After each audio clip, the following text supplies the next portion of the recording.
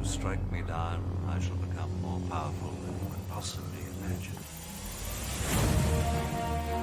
Welcome everybody, this is Bulldog here, and we've got a new Galactic challenge this weekend, and it is extremely easy if you have any Imperial troopers pretty much whatsoever. So look at how terrible this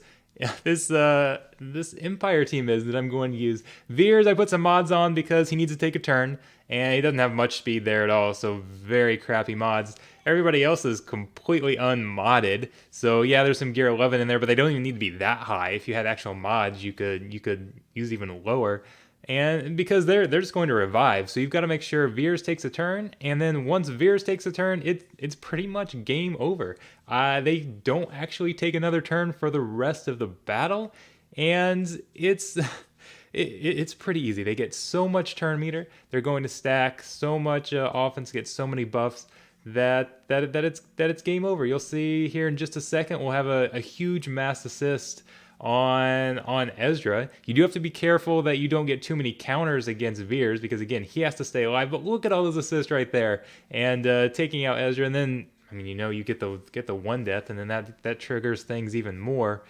And we're stacking, we're using the event ability. That's basically what you're doing, spamming the event ability. That's going to boost your own stats because you lose like 80% of your stats to start the match, have to build them back up.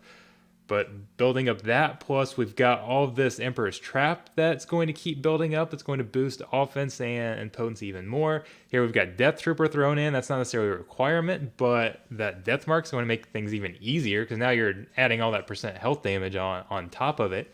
And then you basically just chip away and could really put it on auto.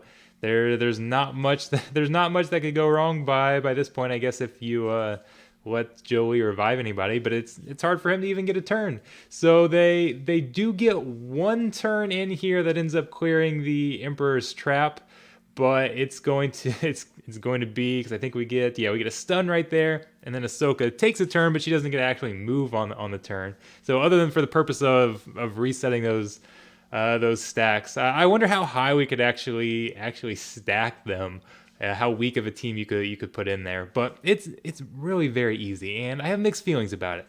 So as we see another big assist, look at all those attacks, and I wish the Emperor's Trap was up in the 70s or 80s for that to see how much damage that would do with a crappy team. But I have kind of mixed feelings because if I had a good Empire team, I'd be a little disappointed that I didn't get to use it, and we're getting max rewards in we've got these new slicing materials, getting these max rewards with a pretty terrible team.